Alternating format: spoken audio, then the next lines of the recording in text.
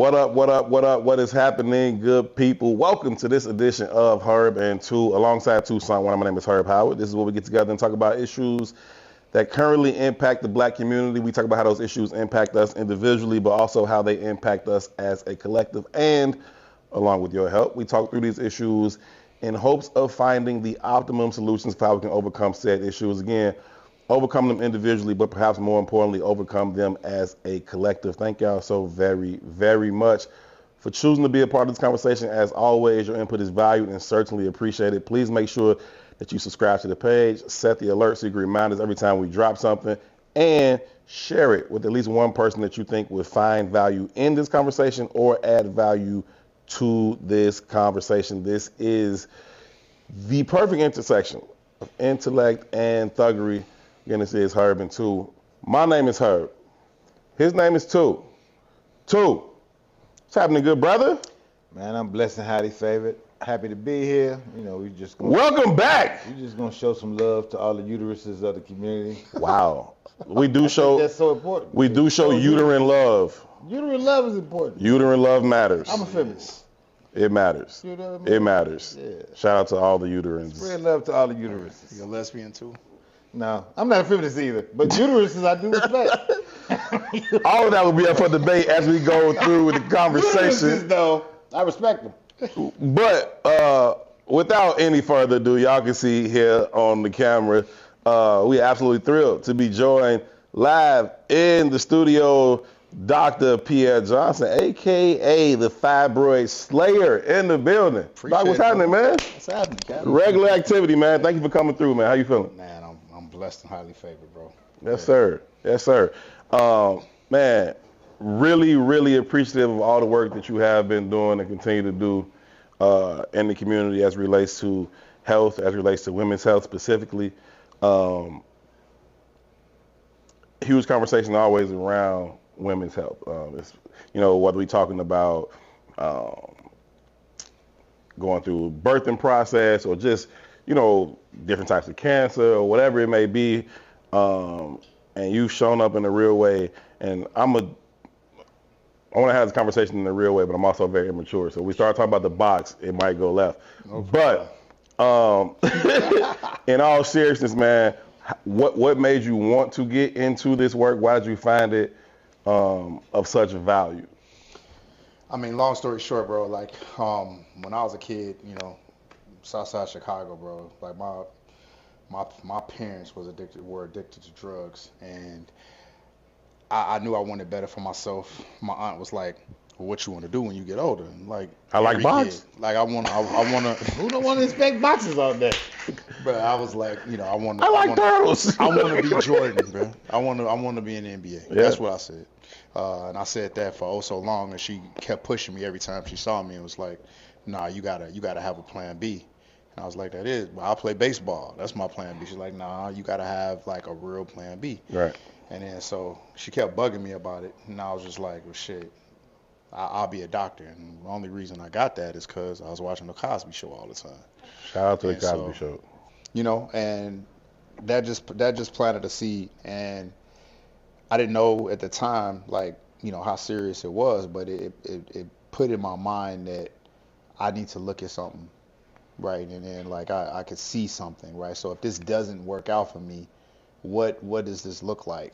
And once I started thinking about it, like, childbirth was really fascinating to me as a kid. It was like I didn't understand how, you know, a woman could be regular and have a kid growing inside and it's just come out and now you got a new life. Like that whole process. That's insane when you really think about it. Stereotypes, right? Because most black men don't stick around for childbirth. Look at you, showed up for all of them. You know what I mean? That's so stop that. Because you know that's cap, and I know you being sarcastic. I know not just fucking around. It's all good. But it's a real question that most kids have. Like, hey, yeah, where the babies come from? And then parents go about some roundabout way of trying to explain it to them. But you had a real curiosity for it, and then went to find out exactly. That was it. And so I was like, you know, my brother was born when I was 9 years old, and that was like just fascinating. And so happened that my mom's OB was a black man. Really? Man, shit, 1 in a million. And you know, just he was super cool. Super cool. Dr. Huxtable. Yeah, his name John Patterson, bro. And they actually did an article of me and him in the Tribune a couple years back. But he was just like super dope, answering all my questions. Even when I was in high school, I did like my life as an OB-GYN. He gave you access to him. He did total access, bro. But the crazy that's thing, a dope conversation. And that's different, yeah. Yeah, it's big. The one thing that I didn't realize that had a big impact on me is like when I was in high school, I started cutting hair. Really got it. I was like the neighborhood barber, like cutting everybody hair, right? And to the point where it's like it put me through college. Before medical school, I was a barber. I was on 86 and Racine at Tom Style where I was cutting hair. And I realized I was really, really good with my hands. And then just looking at the studying it, it was like, all right, the first surgeons were barbers. So I was like, I'm dope at this. Like, I'm super dope at this. So it kind of evolved from like delivering babies to figuring out like how I can really make an impact from my hand standpoint, because I'm different. You know, it's like, you know, it was a different, you know. And then fast forward how I got here, it really kind of pissed me off. So I knew I wanted to do medicine or what have you. I went to medical school. And then once in residency, I'm reading these books, and it's like the father of gynecology is, J. Marion Sims. And I'm like, why is he the father of gynecology? Why is this white man the father of gynecology? And as I start reading deeper into like books like Medical Apartheid and like really understanding it, everything we know from medicine from a gynecologic perspective was off the back. You go ahead and win it on me. It's off slave women. You know, they was literally white men holding these women down, 6, 7 men holding them down while they were performing surgery after surgery after surgery after surgery, brutalizing these women, and they're praised for it. And that really aggravated me. And then so just learning, you know, once I finished, I'm like, why are we still having all these disparities? Why, you know, black women despairingly are dying during childbirth like this? Why are 2/3 of all hysterectomies still performed in southern states? Why is all of this like the access to care when you got black women who are the pioneers of this? Now their descendants aren't privy to the things that they died for. And I was like, I have to figure out how to give this to my people, because there's no way in the world that black women should be going to doctors or what have you and just getting cut up on and brutalized and not having access to care. So I was like, this is how I'm gonna impact the world. Be the change you want to see. You just changed this conversation, right? We talk a lot of shit, we laugh and joke, but we actually really smart. I know. Right? Herb was saying, I know he was about to say, he said, you gonna hit him with it or you, but am I gonna hit him with it? One, rest in peace to the elder, Neely Fuller. One of the taglines on our show is, until you fully understand white supremacy, what it is and how it works, everything you think you understand will only confuse you, right? So I don't know shit about the father of gynecology or childbirth, but without you even going into that story, I was sure and aware that it came from oppressing enslaved women. For sure. Without, you wouldn't even have to tell me that story. Sure. But I also have already committed to the belief that white supremacy creates the standards, and it's usually unbelievable. You know what I mean? But I'm listening to you, and you say, you know, from the barbershop to medical school, right?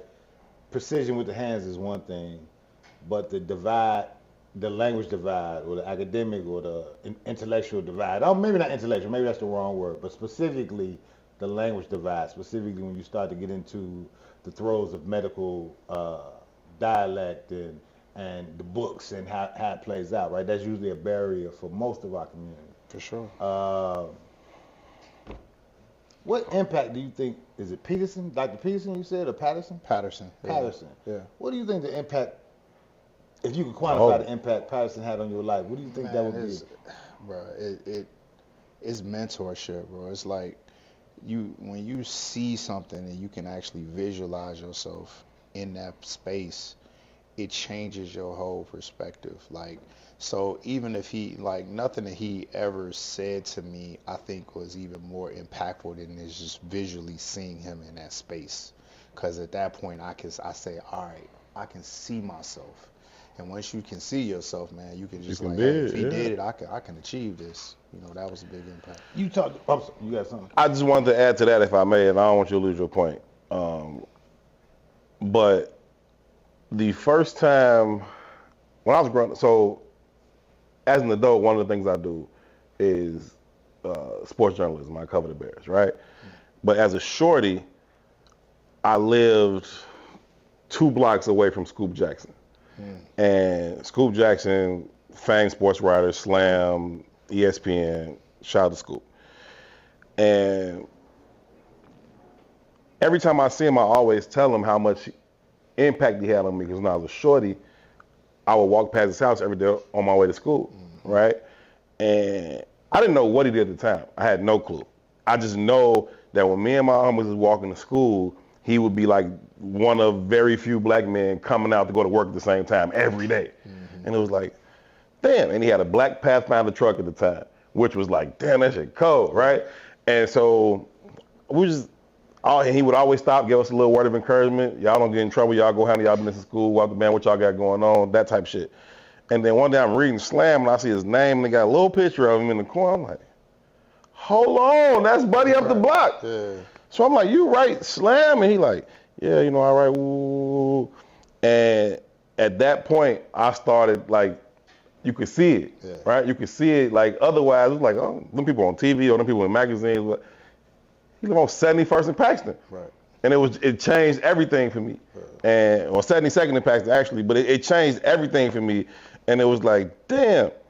And I always remind him of that. He'd be like, Herb, stop bringing that shit up, bro. I was like, nah, you don't get it. Like, you don't know how much that mattered. Like, you know what I'm saying? He's like, I ain't really do shit. I'm like, you did everything, bro. And to that point, man, that's a whole nother conversation, because that's a brother that ain't never really get his flowers. Facts. Like, he should be in such a higher stratosphere than what he is, but his realism. Those that know. His realism, you know, kept him in a box that it should never be. You talking about Stephen A. Smith and all these dudes, man. It's like, he's the pioneer, the originator, man. He should have so many flowers. Scoop, man. We love Scoop over here. I love him personally. Yeah. But for him not to be, you know, the in face riches, of what sports means. Whatever it is, like, it's crazy to me.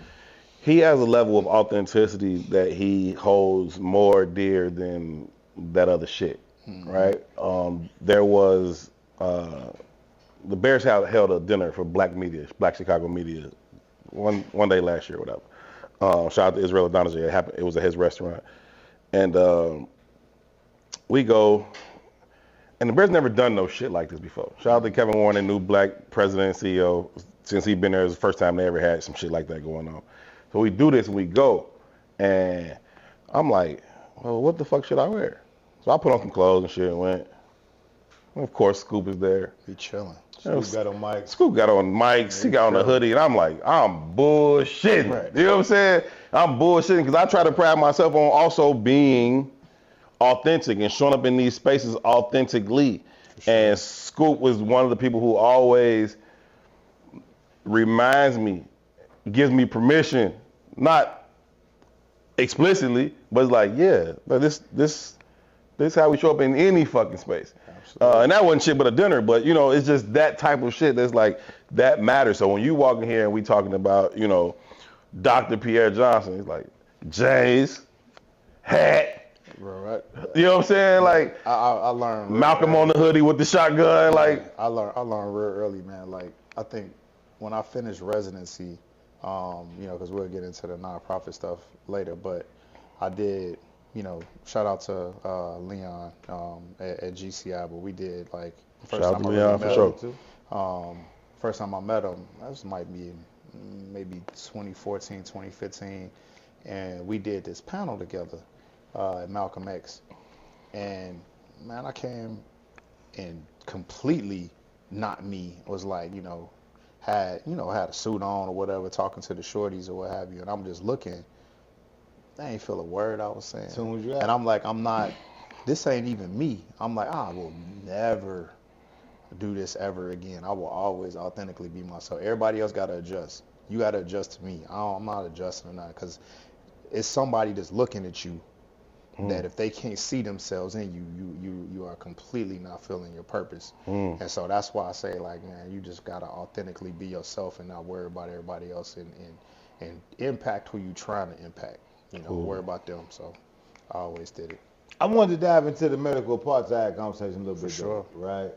So I know we going further than just fibroids or whatever, but just in doing a little research, like 1 in 3 black women get hit with the fibroid conversation in their lifetime. Fibroids is different. Fibroids are 80% of all black women have fibroids, 70% of the general population. The reason why fibroids are such an issue for black women is that it disproportionately impacts them in an advanced state more than anyone else.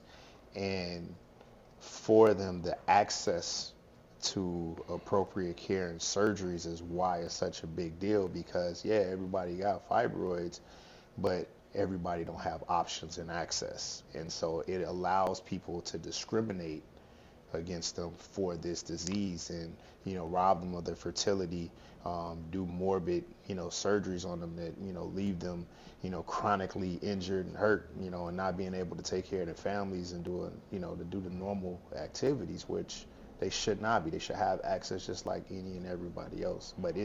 And that's why it gravitated to me, because I'm an impact dude. Like, if it's not something where I can touch masses, I don't want to do it. Same way with, like, when I was a kid, I always would say, like, I don't want to be the 70-year-old doctor on the south side of Chicago and be like, man, he was really good for the south side. I don't want to do that. If I can't touch, multiple women everywhere, like, and why you gotta pause multiple women? Pause. You said multiple guys. You can take that wherever you want to. multiple women. But if you can't do it, like, on a big scale, I don't want to do it. And so, fortunately enough, social media allowed me that space to be able to talk to people and be able to reach people outside of the country, and all over the country. And that's really, my calling. Fibroids is, like, affecting my family. Like, and I'm ashamed that I'm ignorant. I really don't know what the fuck they are, how it happens, why. But just in knowing we had this conversation, I was just thinking about few of my cousins. My sister, all of them suffered from this. Yeah. One of my cousins sent a picture, like, showing them when they pulled them out of the body. This shit's crazy, right? Yeah. It's crazy. Like, she was walking around looking like she was pregnant. Yeah. You know what I mean? saw my social media, bro. That's all you see. Yeah. You And just see me pulling big masses out of people and stuff. like, is there, like, a direct cause or root of how this happens? What? Tell me. I mean, explain fibroids to me in general. Like, Sure. So, in a nutshell, I look at it like calluses of the uterus, right? They're very benign, typically benign things, meaning they're not gonna kill a woman. But to that point, it's like, the uterus is it's an organ that consistently moves, whether it's cramping or move, it just cramps and moves. And a lot of blood flow goes through it. So fibroids are just I couldn't help it. I had to get it off. Go ahead. Literally. I'm gonna ask Lon though. I can't help it. Jesus Christ, Latter-day Saints. So, Sorry, Doc. Go ahead. You think asked for a good explanation. He gets serious then. As soon as I give him the real shit, he like, hey, what about that? right. Hey. So when you press on it, right? Oh shit. So Is it up and to the top at the front? Like, right. Relax. No, Right. I'm playing. So to that, Come on, man. it's just growths, and they're typically benign growths of the uterus. And what they found is that there are genes that code for them. And what we don't know, we do know that, it impacts all women. Right. Damn near. Where, it's like you lifting in the gym, you got calluses on your head, like, It is what it or is. warts on your finger or whatever. It's something that can grow like that. What we don't know is why black women disproportionately get these huge growths as opposed to everybody else. So are we talking genetics in the black woman? Are we talking lack of access to care for black women? Are we talking food deserts? Hormones. Are we Diet. talking? I think it's a multitude of things, right? To your point, it is genetics. There's a genetic component. There is a diet component too, where we have a global restrictive access to great diets or what have you. But If you eat flaming hot cheese for breakfast every day, it's a problem. And if you have a gene that's already going to code for this stuff, you can do that. But the bigger thing that I think we don't talk about is two things. Number one, stress, right? As black people, we are more stressed than anybody. And Sure. black women in particular, you know, deal with a level of stress that other women don't deal with. That's number one. Number two is with now,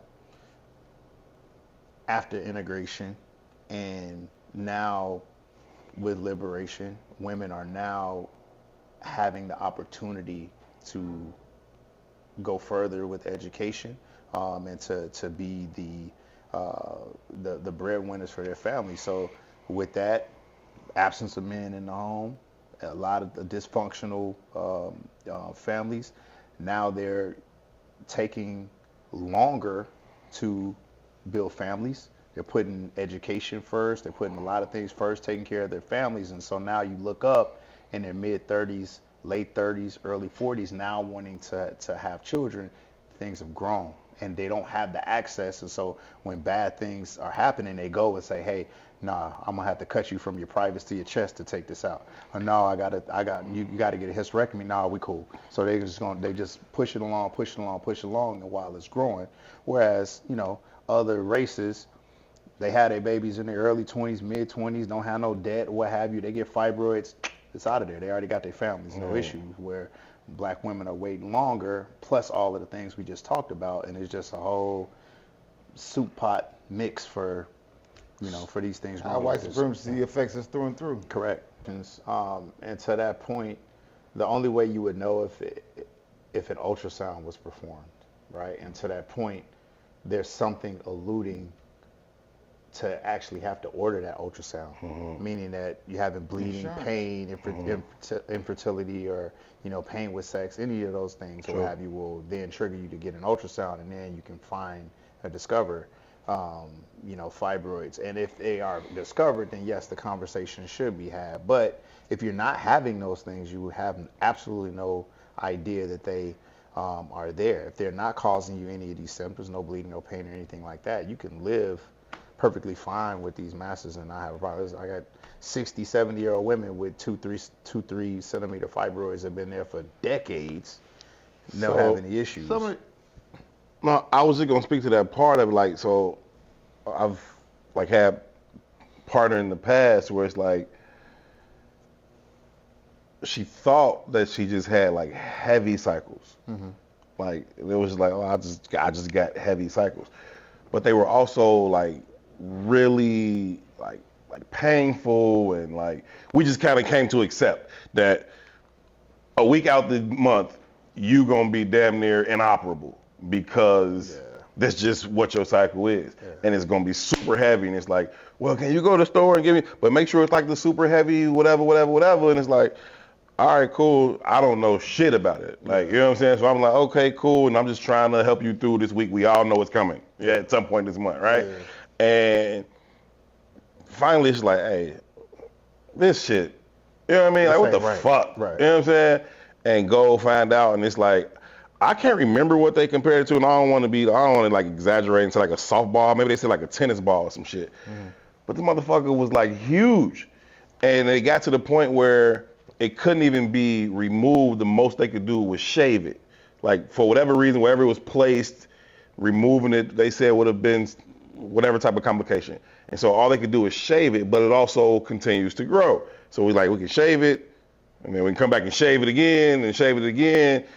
And it's like, well, is there ever any... But see, that's the point. And that's her not getting proper options, right? Or being educated about what it is that she has. So what you're describing is what's called a submucosal fibroid. So kind of think of it like a house, right? To where, you know, outside you got your chimney, the brick, and you got the drywall, and then it's in here where we're at, right? As long as fibroids are on the chimney or the roof or in the wall, They don't really impact like the bleeding Sure. or the pain or what have you. Sure. Whereas when they start pushing into the cavity, that's where they start to cause to have problems, right? And to that point, with her having submucosal fibroids, it's almost like if you got a tree outside and a big branch falls off. If it just falls off on a chimney, you good. But if it falls off through the roof, through the drywall, and come in here, You got a different problem. if you just shave off what's in here, where it's coming from, if you don't get to the root of it, it can just continue to herniate over time. So that's all they was doing, cutting off the branches, and then more of it fall in or what have you. Whereas there are all types of options that she could have had, you know, to address that. Whether it be, you know, surgical, non-surgical, it's all types of things that she could have, you know. I'm struggling to get past medical apartheid. I'm dead ass though. Let's talk about it. Right? When you think of most of the Western world, we're one of the rare places that doesn't have like a free healthcare system. And when you start pulling back the layers on that, it's because we have a black population that exceeds what's comfortable for white folks. Like when you do the history of that, right? So in here we have a conversation that kind of spans the gamut of black life. I ain't gonna lie to you, I've been anti-doctor most of my life, right? I got instances with most of my family. They go to the doctor for some light shit, don't ever come home. That kind of shapes a philosophy for me. I get it. You know what I mean? So I've avoided doctors for most of my life, right? That's why you need somebody that you can relate to that's in this space and understands 100%. to really talk to you, and right? People hear me say that shit like, oh, you got to go to the doctor. I disagree. And I go to the herbalist, I go to the vegan guy, I go to the, I talk to everybody, and I'll go to the doctor too. But I'm gonna wait all of the conversations. Sure. Then I'm gonna decide how I'm gonna deal with this shit. I agree. Right? So it's another brother we have on oftentimes, Sadiq. And Sadiq is, I guess you could say, He's a nutritionist. Nutritionist. Plant-based nutritionist. Plant-based nutritionist, right? So I got hit with diabetes a few years ago, and this even goes beyond diabetes, right? So like I said, my family go to doctors for some shit, they don't come home, right? So cancer runs strong in my genes, diabetes runs strong in my genes. My sister passed a week after her 40th birthday, like a lot of death to medical reasons, right? And for that, I'm at risk of the gamut, right? Even in context to the first death, my father, I would get off the record conversations from doctors like, hey man, this is the result of Agent Orange from being in Vietnam. They'll give you some paperwork. You read the goddamn paperwork. Even my kids are at risk of this shit because it probably went through my genes and my sister's genes. She passed early. Because I know this shit exists, even though it's off the record, now I got to force your hand to have certain tests, right? So certain shit, they be like, well, we ain't gonna test you for that till you 50. Nigga, my sister died at 40, 39. Fuck out of it. You have, right? So when you say fibroids is at 80%, why we got to go to the ultrasound, or why we got to wait till there's bleeding, or why conceptually is that system set up like that? A couple of different things you said that I would like to address. Number one, a good read definitely for you, man. If you haven't, 1619 Project, and learning about the Freedmen's Bureau and really the origins of medicine and how it started. It'd be super dope to really go into that. It'll teach you a lot. It'll show you a lot of why things are the way they are right now. To the point of your fear of and your apprehension of medicine, you should be. I agree with you 1,000% because so much was done from Tuskegee experiment and everything else. I believe that motherfucker, man. I ain't gonna lie to you. But to that point, it's a real thing that there are things that have nothing to do with diet. Like I have patients or people that I know that have benign essential hypertension and are healthy, that are exercising, that are vegans or what have you, and have hypertension, have to take medications because they have something in their body that's constricting their blood vessels that is now causing them to have elevated blood pressures. Type 1 diabetics are born with diabetes. There's nothing you can do about that. You can eat tofu and branches all you want to. You have an insulin resistant problem to where you're going to have sugar issues. So there is a role for medicine. But when medicine is used to weaponize, That's the problem, and that's our apprehension, because it's been used to weaponize us as a people for so many centuries that now we're like, we don't believe anything. But to now, where they done let niggas in the door, right? A nigga from the south side of Chicago actually went through all that shit and understands everything, and I could tell you the bullshit. I could tell you what's true and what's not. I could tell you that, yeah, they just trying to sell you something, right? And to that same point, I see our people really get blinded by capitalism, right? And from our own people, right? This is a capitalistic society that we live in, right? So if I'm on the internet like, man, if you take this tea and you can eradicate your fibroids because the doctors don't know nothing, and I can just mix that, bro, Everybody hustling. what study you got? Just saying, how do you know this, bro? Like, but for $49.99, I could fix you of everything you got, because all of this stuff is natural. Like, who are you? Like, what is, so you got to really, this tea? you have to really take everything to your point and listen to people's genuine nature and to hear really reasonable explanations, because that's why, like, people rock with me, because they know I don't have no dog in the fight. Like, when I talk to a woman and sit down, it's not, by the time you get up, I'm not pushing a hysterectomy on you. I'm giving it to you as an option, because this is an option that I would tell my own sister. I'm not pushing myomectomy, these medicines, or anything. I'm giving you all your options, educating you on all of these things, and then allowing you to make an informed decision, and then asking me, saying, hey, if you was my brother or whatever, which I am, gonna talk to you like I would talk to my own family, this is what I would do. And so when we start to have them type of conversations with people that are in these spaces that have the knowledge, then you can kind of let your guard down and try to see what's what, I was going to mention this earlier when you was talking about going from barber to doctor, right? Because I think there's a correlation there. I really do. I think being a barber, certainly art, but also science, right? There's some geometry that got to take place here. Like, my fucking middle of my head is right here. Do not put my mid shit over here. You know what I'm saying? I get 3 parts in the back of my head all the time. I need them joints symmetrical. You know what I mean? Like, so part art, part science, and I feel like that balance continues as we grow, even when we're talking about health, right? I think certainly there is a need and a place for science. But I also believe that there is some art in it that allows for interpretation, for how you go about things, right? 2 doctors that studied the same thing could review the same patient and reach 2, I won't say 2 different conclusions, but come up with 2 different courses of action. You know what I mean? No 2 canvases are like either. No.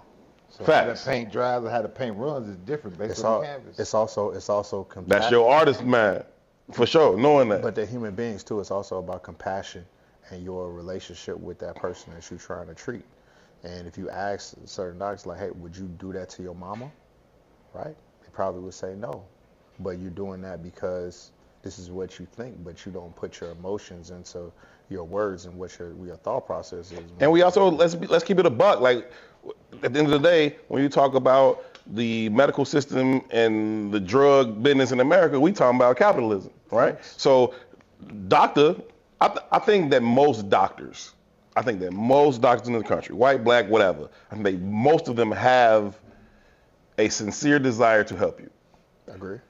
But the system itself, right, whether it belongs to them or not, ain't necessarily designed for everybody to have the same outcomes, right? Because at the end of the day, it's a business for me, right? I'm trying to keep the lights on in this hospital. I'm trying to push these drugs if I'm Pfizer. Like, it is what it is. And so if I'm giving doctors $250,000 bonus at the end of the year, if you push this many prescriptions of said drug, that doctor got a lot of incentive to push said drug. You know what I mean? And so then it becomes a question of, do I trust you?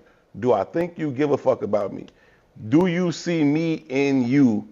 Or do you see you in me, right? Can you look at me as a patient and be like, Well, I can see that as me, or I can see that as my brother. Can you look at my mother and be like, no, I can see her as my mother. You know what I mean? Yeah. And then that is where that level of empathy comes in, that level of sincerity and genuine concern. And I think for me, I approach it the same way. He talked about Brother Sadiq. Like, I feel that way about him. He's not a medical doctor. Very well trained. I mean, very well studied and all that shit. And I believe all that shit. No, everything you said is valid. I'm not discounting, disputing none of that. I think there's a mix, because I think that the same way you can get frauds and people taking advantage in the holistic, natural world, you get the same thing in the Western world. That's true. I would say to that, like, there are some misconceptions about it, though. They have made a safeguard and made it punitive to where you cannot really get kickbacks from medicine. And people will say that to me all the time. Like the reason why I certain drugs that I prescribe, they not giving me no money. I'm giving them because it genuinely is there to help. This is what will help. So it's not many drugs that you would think that now they can't put, like 40, 50 years ago, they was able to like take us on vacations. They was able to do stuff and give kickbacks. You can't do that. It's called a sunset law or what have you. Like, you can't. Sundown law. Sundown. It's a sun something. Yeah. I can't remember. But to the point where they can't really do, like, it's restrictive as far as like what you could do to incentivize doctors for medication. So if that person is doing that, they got some different ulterior motives. I will say, as it pertains to different surgeries and procedures, like some doctors can get incentivized from that, and they will do some unnecessary surgeries and some unnecessary procedures just because it could build up the RVU basis, and they can get RVU. So it's basically like the number that you get that's assigned to a surgery. Okay, got it. And so that's how the hospital will basically see what your productivity level is, and if that productivity level is at a certain level, if it gets beyond that, then you get money on top of that. So some doctors will run up the score with that per se, but I tell people all the time the biggest thing that you could do is to educate yourself. Once you educate yourself and understand things by actually asking very specific and pertinent questions, you can see the frauds. You can very easily pick frauds out with them, you know. So we got like 20 minutes or so left in this show. Sure. And if you got some more real shit you want to dive deeper into, go right ahead. But before we go further, I want to give you opportunity, if you want to let any of the viewers know if they want to reach out to you, if they want to get in contact, if they got questions, comments, or concerns, if they want to schedule an appointment, if they can do that, where and how would they do it? Yo. No, it's fine. Hey, come get my tea. That's probably how they come find it, man. That's probably how they come find it. No, but the website is www.fibroidslayer.com. So like any woman that's not in Chicago or not in the area, they can give virtual consultations and can follow me there. I am at now Laredo Hospital, which is west in the Austin neighborhood, west side of Chicago. I stay committed. 290 box is crazy. I stay committed. That's a different kind of box. I was at Mount Sinai. I was at Mount Sinai before. I was born in Mercy Hospital, which is now in sight. Like, I could take these talents to. He's so proud she was born in Mercy. I could take these talents to Northwestern University of Chicago, any place. But I refuse to do that. It makes absolutely no sense for me to come back. It makes sense financially, but if I'm gonna be the change I want to see, I gotta actually get in the trenches and actually do it. You know? I respect that. So I respect that the utmost. You work there? Like, you work? Yes, I do. I respect that the utmost. Because the misconception about hospitals is that it's the hospital. You can go to Northwestern and get butchered. Facts. You can go to University of Chicago. My mama just had a procedure at University of Chicago, and she was like, "They was just fucking around." It has, you know, if you value them having nice meals and amenities or whatever, you go there. But if you want care, it matters the providers that you have that are in the hospital. That's what matters. The building is the building. The building. Like, you got to have the persons that's in there. So I tell people I work where I work by choice. 100% choice. Not because I have to. It's because I'm fulfilling a larger purpose. A larger purpose. And then, so, my social media is Dr. P23, DLC, spell out the word, Dr. DLCTOR P23. Why is it that? That's what my 23 was my high school basketball number. My first email address was Dr. P23 at Hotmail. So Dr. P23 is consistent. It's been, since I've been 17 years old, it's been Dr. P23 for everything. So Instagram, TikTok, all of that's Dr. P23.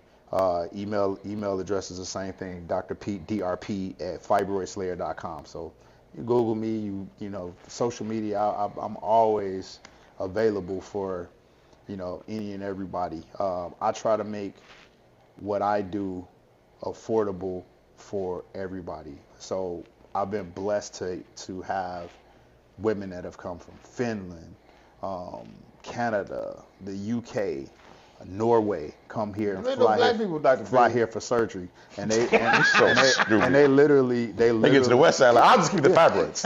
I'll just keep. They get from Norway to the west side. Like, I can't work. Man, they up in Mount I'll keep the grapefruit in my box. Mount Sinai Hospital, just coming in there on the west side of Chicago, and I put them on the map. I'm super proud of that. And so my practice is mostly like 70% of my practice are women that are flying in from LA, Miami.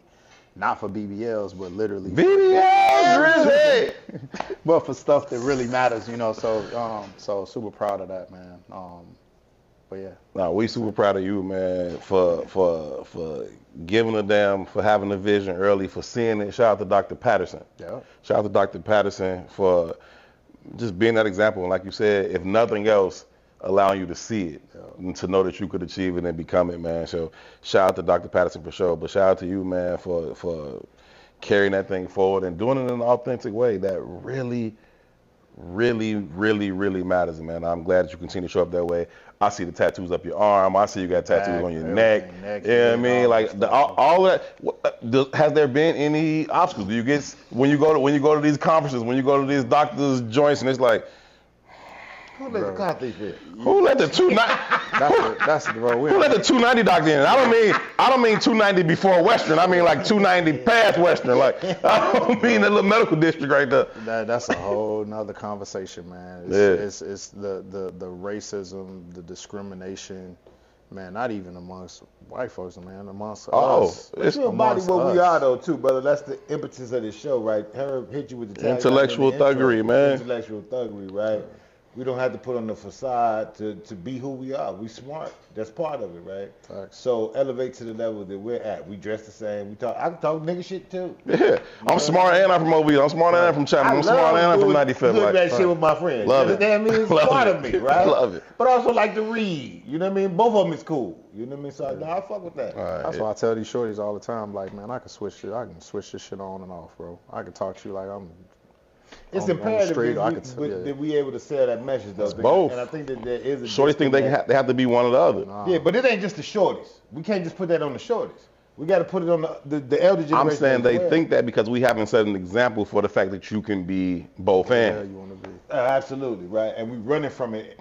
Again, in most instances, we deem success as proximity to whiteness. Also, truth based in the same thing as the medical apartheid book is white supremacist constructs. It just is what it is, right? You mentioned non-for-profit work too. Tell me about that, because I'm not here.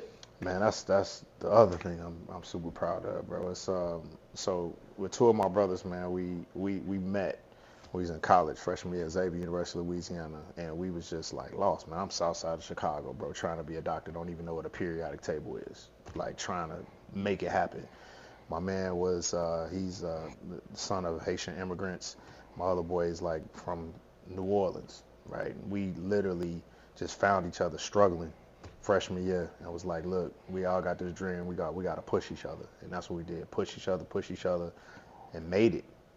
And when we made it, we was like, look, we got to tell this story. So we wrote this book called Pulse of Perseverance. And Pulse of Perseverance did crazy. Like, we self-published.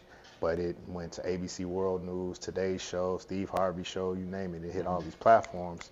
So from there, we took every dollar back and started giving scholarships from it. So from 2018 to now, we got out a monthly scholarship, $1,000 a month, every single month, and give them over 80,000 from that. But when we was like, we got to do something bigger. Like, this was cool, but we got to.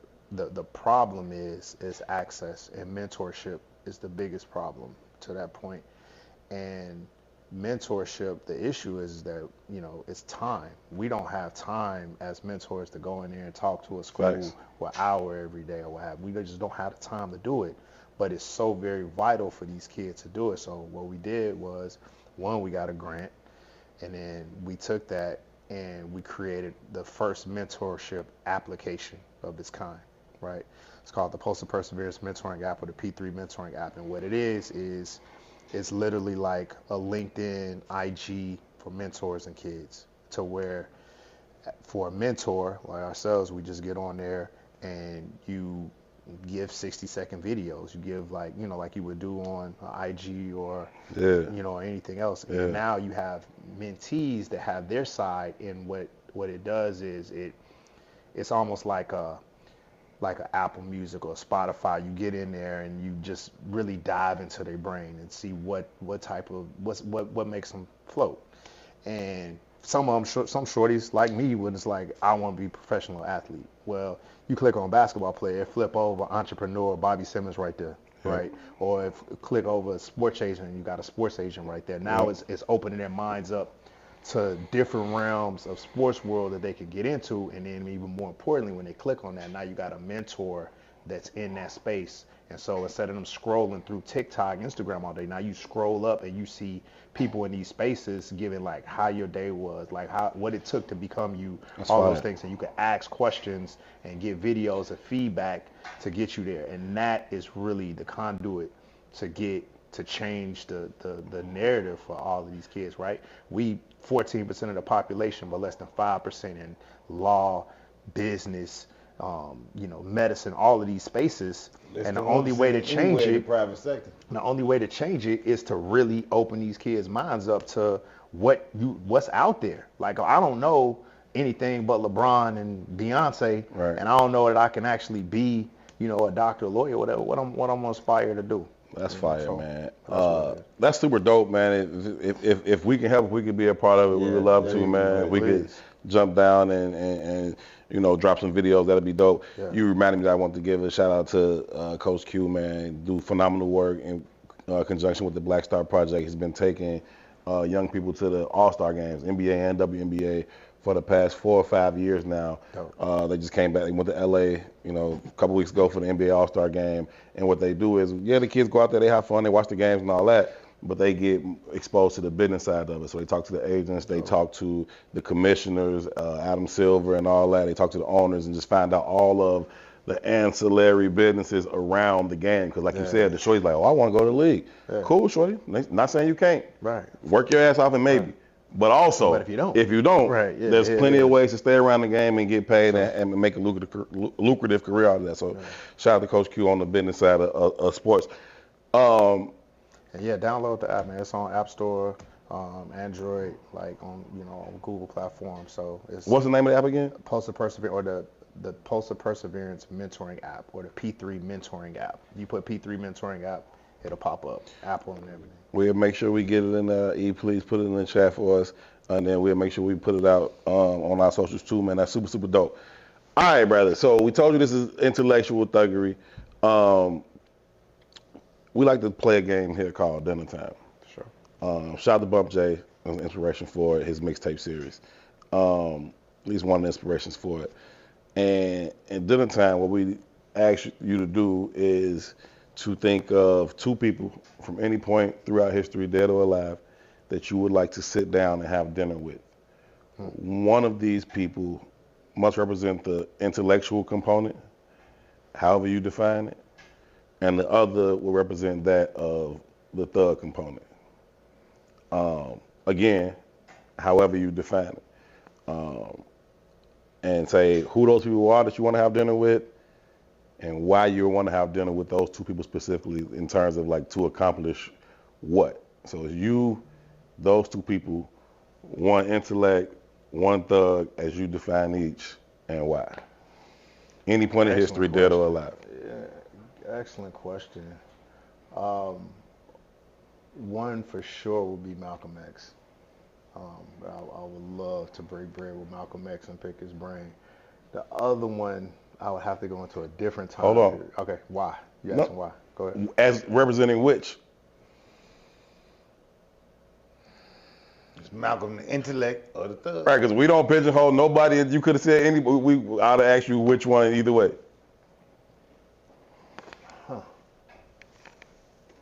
I would say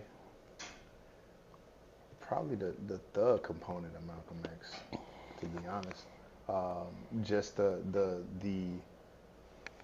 unmitigated gall, man, to just say fuck it, and just to talk what you feel no matter what, and to stand on your beliefs no matter what, and in the face of your life, and saying this shit just ain't right. Like I'm gonna stand on this no matter what.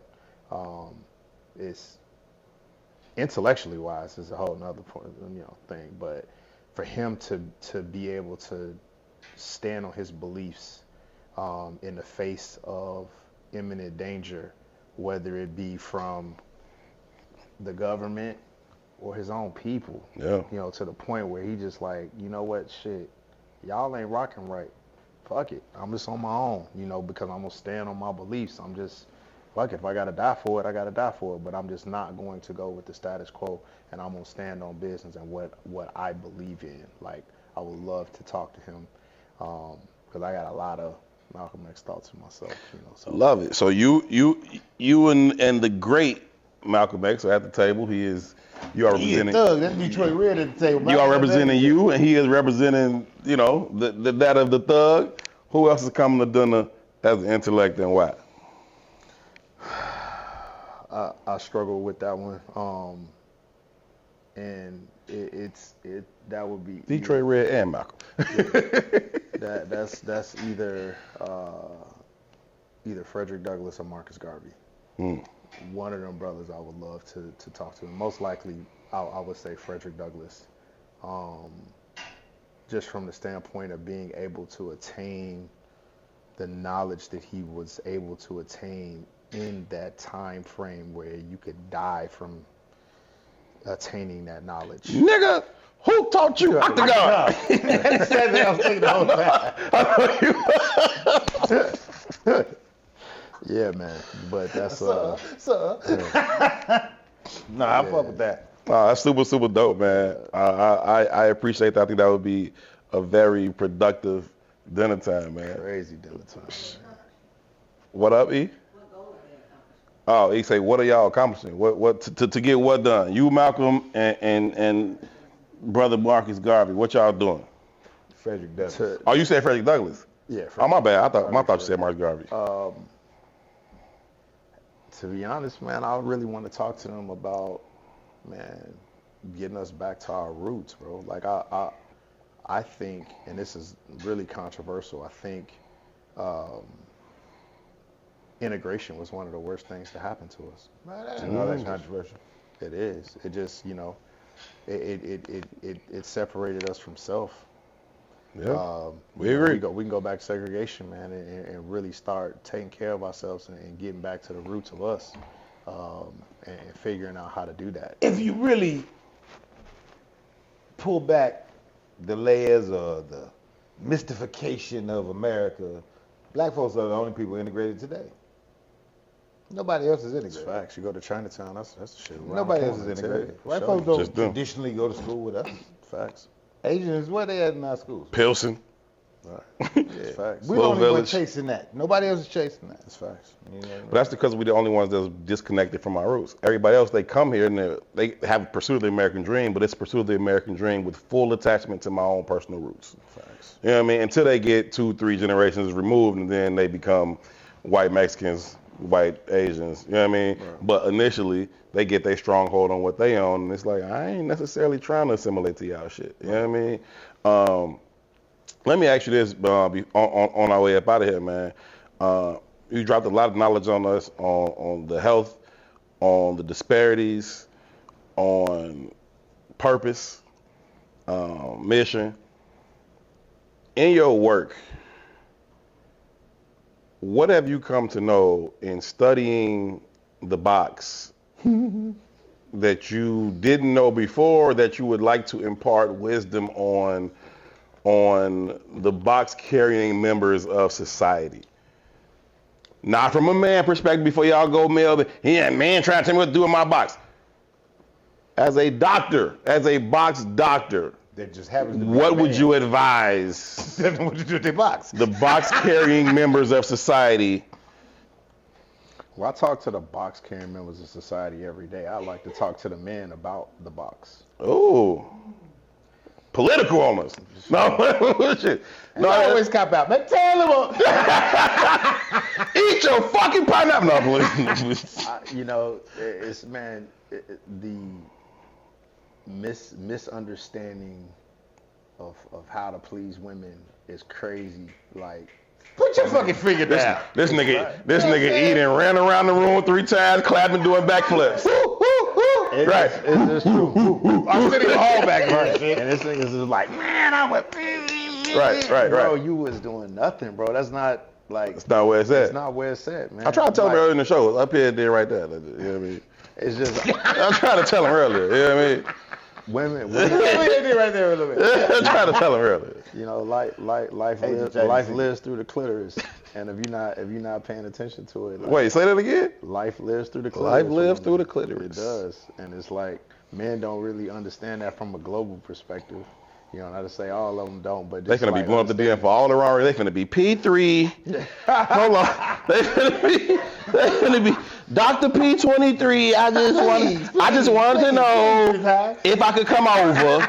You mean to the practice? No, I mean to the house. Man, dudes, just have conversations, man. Don't think you know everything. Don't be, too proud to have a conversation with the woman that you with or a woman you trying to holler at. Like, really have a conversation about sex. Like, don't think you just know her because she liked it. Like, Right. women are so different, bro. They're so different. I say that a lot, man. I say, like, you can have sex with 2 different people, and one person, you can have sex with them, is like, it's nothing. Like, I ain't really like that. Trash. You can have sex the exact same way with another person. Like, that's the It's best the sex best I've ever thing had in my life. Facts. Because it's a different thing. But on the health side of it, right? Since you went to the men, I was hoping you were gonna go with the women. But since you went to the I men, can go. I roll with you. I can No, because I do think, and I try to be this way with my partners, and I carry a certain weight of responsibility in box maintenance, right? And like, I think that's a us responsibility, right? Just in terms of whether we talk about pH or whatever the hell. What role do men play in maintaining a healthy box for their box carrying member partners? Man, I mean, don't you can bring a lot back to the crib, so You should have said some wild shit. That's when to walk off. correct. You can bring a lot back to the crib, bro. So just be Tell the truth, Doc.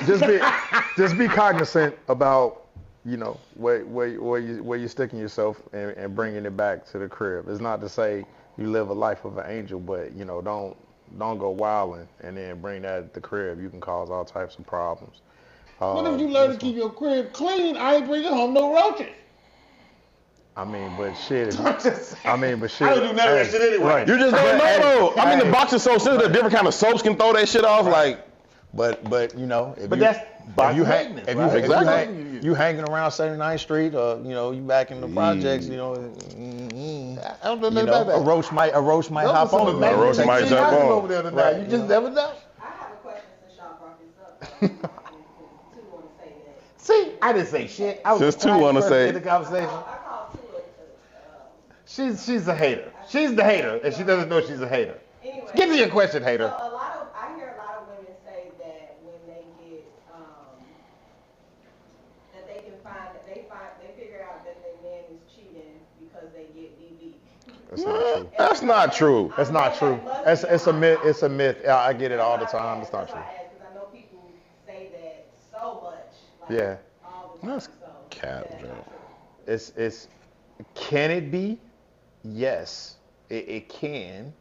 to where a man is like, having sex with other women that have BV or whatever and throw off pH. It can, but it also could be so many other different things. It could just be the nasty chick at Victoria's Secret tried on the panties in the waiting room, in the dressing room, and then put them back on the shelf. But to like women, I find are a lot of times are their worst enemy. Like to that point, you buying all of these things you buying all of these strawberry. Say it again, Doc. Say it for the hate over there. Yeah, man, y'all about to get me. Pew pew pew. But women can be their own worst enemy. Like now they're leaving the DMs. Just because, fuck it, Doc. Just because it says like fluoro, boric acid, all of these things or what have you, and you put it inside your vagina, it don't need your help. So you can. It's a self-cleaning box, right? Correct. Also, douching is not a thing no more, right? Douching. That's no longer recommended, right? The absolute worst thing that a woman can do to herself. You set yourself up for infection, and realize that that discharge is normal, right? You don't realize that. Like if you are dehydrated, you're going to have an abnormal color discharge. You're going to have a thicker discharge, right? And that has absolutely nothing to do with vaginal health per se. And realize that if you go to an urgent aid because you're discharged, they want to shut you the fuck up. So they're going to say you got. Here's the antibiotic. Get on about it. Here goes. And so I see BV misdiagnosed every day. Fucking up households all around the world. Right. You done gave me BV. Like relax. Like you don't want the strawberry. You don't want to deal with your dumb ass. You don't want to fuck up your household. Call your daddy doctor. You the one came in here with the strawberry. Nobody wants a strawberry smelling box. There's not a man or has ever asked. When I go down, I hope it smells like strawberries. No, I hope it smells like water per se. Right. Facts. What? And it ain't gotta be water or strawberries or nothing. Is there a healthy smell to a box? Should a box smell like? It shouldn't smell like anything, to be honest. It shouldn't really have a true smell. If it does have an odor, then that could be something. But it doesn't necessarily have to be. If it's not fishy or anything like that. Sure. Some women have just different. A slightly different pH doesn't necessarily mean that she has an infection. It's just different. But it's just a little bit different, Just like some, dudes walk around, it's like he just took a shower and he just smelled like his ass. He got a different thing. Right, he just got a different thing, Let me ask you this, and I'll get you out of hell on this. Unless you got something else. Cause you a fool, I gotta make sure. I'm chilling. I don't want to be selfish, like I'm done, so you gotta be done. I'm chilling. Cause I know this has happened. Don't lie to me, Doc. I'll keep it a buck. What do you do when somebody comes to your office and they walk in your clinic and you put them in the robe and you put them in the stirrups and the box smells awful? I'll be honest with you, but she didn't come there like, hey Doc, I think something wrong with the box. She just coming on some Rego shit and you like, whoa. This answer is gonna shock you. So I don't really smell bad box. Be honest with you, I don't. Even if run it back, Doc. I'm gonna tell you why. When I go in and I put a speculum in there or what have you, because they're not around. It's not. The only way you can really smell it is if you going in there, like pulling out, going in, pulling out, going in. I'm not doing that. So I literally put the. I'm telling you, bro. I've been doing this forever. When I go in, you know what bothers me? I feel like I done smell box that walk past me. You want to know what bothers me more? With jeans on. You want to know what bothers me more than anything? Yeah. Feet. Oh yeah, that's the issue. Bad feet. I smell bad feet before 10 times before I smell a box. And then to this point, like dudes on real talk, like, oh my God, her body, like it smelled whatever. She had BV. Like anybody could get BV. If you got a bad chick, you gonna throw a Benz away because it got a dent in it? No. Yes. No. Or because need a car wash. Or because whatever. Right. Oh, fuck that Benz. He's ignorant. No. He's fucking bro, ignorant. it's flagell. Like, what if she douched and she didn't gave herself BV because or just a bad soap. Or just whatever. A bad soap. And you got a super bad and you like, nah, I can't do it. Man, take that flagell on there. Come on, baby. We good. Y'all heard it here first. Dr. P gonna eat the box regardless, okay? Stop it. It don't matter. He don't smell it. He don't know it. Stop. That's why he called the doc is short for docs. He don't care. We fuck with the fish. Fish wish, whatever. No. hey. That is Dr. Pierre Johnson. You can find him on social media, Dr. P23. Please get a website again, I'm sorry. Fibroidslayer.com, www.fibroidslayer.com. Get in tune with him if you need him. Get in tune with him if you don't need him. Get in tune if you just want to inform yourself and be more aware for your partners, for your family, for your sister, for your mother, for your cousin, for whomever. It's a brother, man, straight from the south side of Chicago that gave a damn about women's health outcomes in our community and continues to serve in our communities in ways that matter, that bring about different outcomes. Brother, again, we are very, very grateful for you, very, very proud of you. Appreciate Nothing but salute you. You always got a home here. If you ever just want to come, like, I got to speak on some shit. Man, come here and speak on some shit, brother. I love it. You always welcome. All you gotta do is here. It's like, hey, I gotta come here and talk about these goddamn boxes today, or talk about these niggas fucking up these boxes, like whatever. You know what I'm saying? Like, I love it, man. Us casa, su casa. Bro, this is dope. Super dope, man. We appreciate you. We appreciate you, man. Y'all make sure y'all stay in tune. Thank y'all so very, very much for tuning in to this edition of Herb and Tou. Greatly, greatly appreciate y'all. Shout out to P.I. doing all of the hard work behind the camera. Shout out to Momager, a.k.a. E4O, a.k.a. Miss Erica, for doing 40 Fonzarelli. A lot.